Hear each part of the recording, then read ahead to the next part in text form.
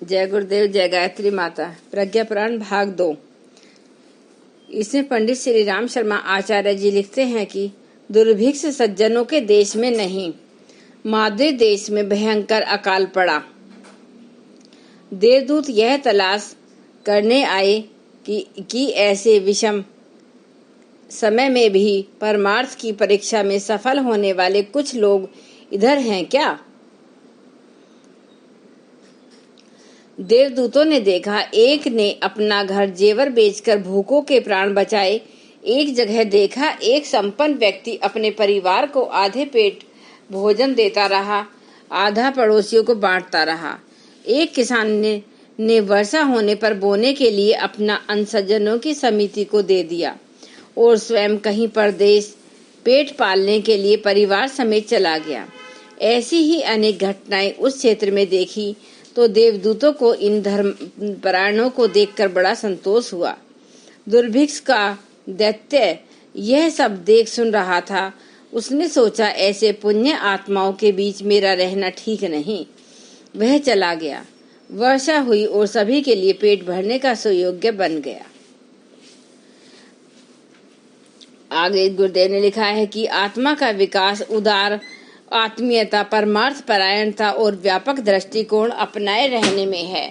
कृपणों का वैभव दुर्गतिग्रस्त होता है और जहाँ भी वह ठहरता है तेज अन्न की तरह उसे गला जलाकर समाप्त कर देता है। इसे मति भ्रम ही कहना चाहिए कि लोग अपनी क्षमता को संचित करके रखना चाहते हैं और उसका लाभ कुछ थोड़े से ही समीपवर्ती लोगों को देना चाहते हैं। इस नीति के अपनाने में चतुरता अनुभव करने वाले लोग अतः मूर्खों के समूह में गिने जाते हैं। कृपण बुद्धि के संकीर्ण मन वाले व्यक्ति इहलोक एवं परलोक दोनों में ही अपयश पाते हैं। व्यक्ति का मूल्यांकन उसकी उदारता, परमार्थ परायणता, सहकारिता एवं समष्टिगत पारिवारिकता की भावना के आधार पर होता है। ऐसे व्यक्तियों की इस संसार में कमी नहीं है, जिन्होंने ऐशना में लिप्त होकर शांत मन स्थिति में ही सारी जिंदगी काट दी एवं अंत में हाथ धुनते पछताते कूच कर गए। हाथ ताबूत के बाहर। सिकंदर जब मरने लगा तो उसने अपनी सारी बहुमूल्य संपदा आंखों के सामने जमा कराई। मंत्रियों से कहा, उसे मेरे साथ परलोक भिजवाने का प्रबंध करो। यह असंभव था। वैभव संसार का अंग है, वह यही मिलता है और यही छूटता है। उसे परलोक साथ ले जा सकना संभव नहीं। सिकंदर फूट फूट कर रोया, यदि वह यह सब यहीं पड़ा रहना था तो मैंने व्यर्थ ही इसके लिए जीवन गंवाया। पेट भरना और तन ढकना तो सहज संभव है। यदि यह बोध पहले जगह होता तो परमार्थी महामानवों की तरह उपयोगी जीवन बिताता। समय निकल चुका था, भूल का सुधार संभव न था। सो उसने मंत्रियों से कहा, जनाजे में उसके खुले हाथ ताबूत के बाहर रखे जाएं, ताकि लोग समझें कि महाबली सिकंदर तब तक जब खाली हाथ चला गया तो हम क्या साथ ले जा सकेंगे। जिन्हें यह बोध मिलना वह मेरी जैसी मूर्खता न करेगा। समझदारी इसमें है कि साधनों का अनुचित संग्रह कर समाज के लिए संकट उत्पन्न न करें। महापुरुषों के जीवन की यह प्रेरणा जन सामान्य अपने जीवन में उतार सके तो सारा संसार सुखी हो जाए। संतों के वचन सुनकर सुने भर नहीं, उनका अनुपालन भी आवश्यक है। दृष्टिकोण बदला। एक संत नदी के किनारे बैठे छोटे छोटे पत्थरों को ढेर जमा कर रहे थे। ढेर बड़ा हो गया था तो भी उनका प्रयास रुका नहीं। एक राजा उधर निकला, पूछा, यह पत्थर किसके लिए जमा किए जा रहे हैं।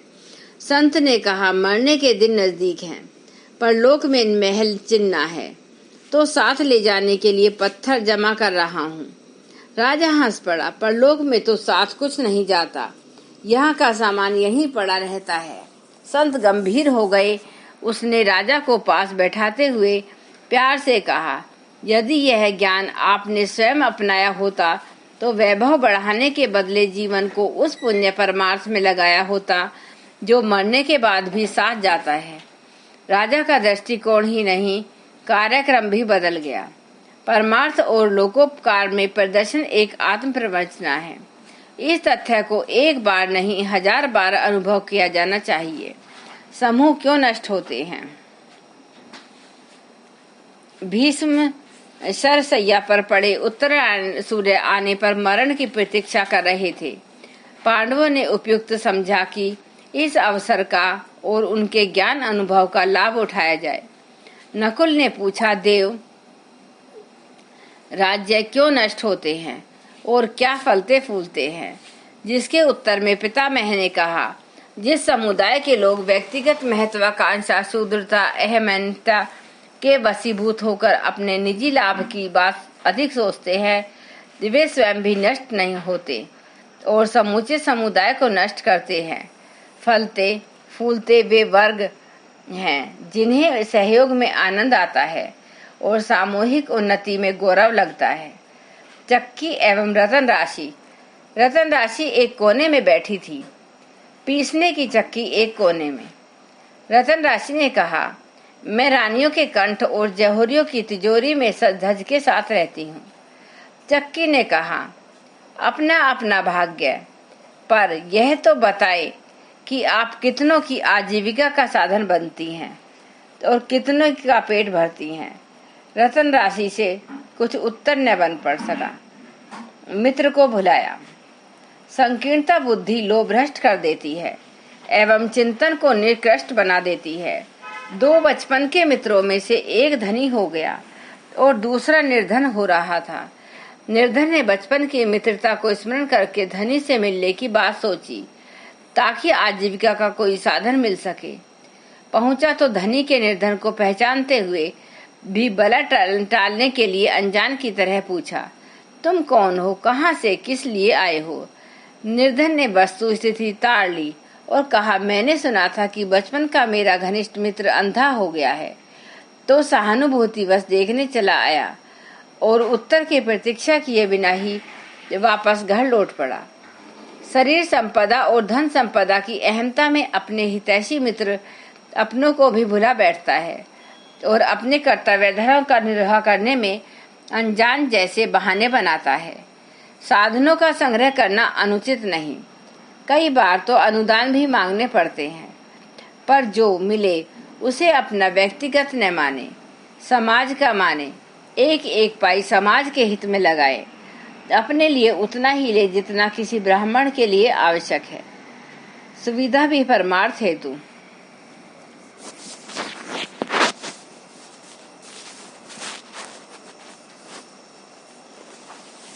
गैरीबाल्डी ने अपने देश का स्वतंत्रता संग्राम जिस कुशलता और बहादुरी से लड़ा, उसकी चर्चा उन दिनों दूर देशों तक फैली हुई थी और उन्हें बहुत कुछ माना जाता था तथा बहुत बड़ा भी। एक देश के सेनापति सैन्य संचालन संबंधी कुछ महत्वपूर्ण परामर्श करने उनके पास पहुंचे। इन दिनों वे एक मामूली डेरे में रहते थे। साज सज्जा के सामान का अभाव था। उसी सादगी के वातावरण में सार गर्भित वार्तालाप हो रहा था। अंत में सेनापति को एक गोपनीय नक्शा दिखाकर स्थानीय परिस्थितियों के संबंध में पूछताछ करनी थी। कठिनाइयां यह थी कि लालटेन का कोई प्रबंध नहीं था, अस्तु नक्शे को देखना दिखाना संभव न हो सका। गैरीबाल्डी जैसे विश्व विख्यात व्यक्ति को इतनी सादगी, गरीबी और अभावग्रस्त स्थिति में देखकर सेनापति को आश्चर्य मिश्रित दुख हुआ। दूसरे दिन प्रकाश होने पर जब नक्शे के संबंध में परामर्श करने के लिए सेनापति आए तो उन्होंने बड़ी नम्रता और सम्मानता के साथ 5000 पौंड भेंट किए और कहा, अपनी आवश्यकताएं पूरी करने के लिए मेरी यह नगण्य सी भेंट स्वीकार करने का अनुग्रह करें। गैरीबाल्डी ने मुस्कुराते हुए कहा, वस्तुतः मुझे कभी इन चीजों की आवश्यकता अनुभव नहीं हुई जिन्हें आप अभाव समझ रहे हैं। इस पैसे की मुझे तनिक भी आवश्यकता नहीं है। सेनापति का अत्यधिक आग्रह देखा और अस्वीकार करने पर उन्हें खिन्न पाया तो फैसला यहाँ समाप्त किया गया कि सेनापति 5 पौंड वजन की मोमबत्तियां दे जाए ताकि भविष्य में रात्रि के समय कोई परामर्श करने आए तो उसके लिए सुविधा हो सके। जिसने संपत्ति को अपना समझने की कोशिश की। देव पितृ परमात्मा सभी उसके विपरीत हो जाते हैं और दुर्भाग्य बरसाने में भी तरस नहीं खाते।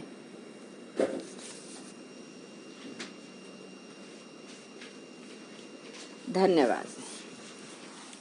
एक बार गायत्री मंत्र हमारे साथ साथ। ओम भूर्भुवः स्वः तत्सवितुर्वरेण्यं भर्गो देवस्य धीमहि धियो यो न प्रचोदयात्। जय गुरुदेव, जय गायत्री।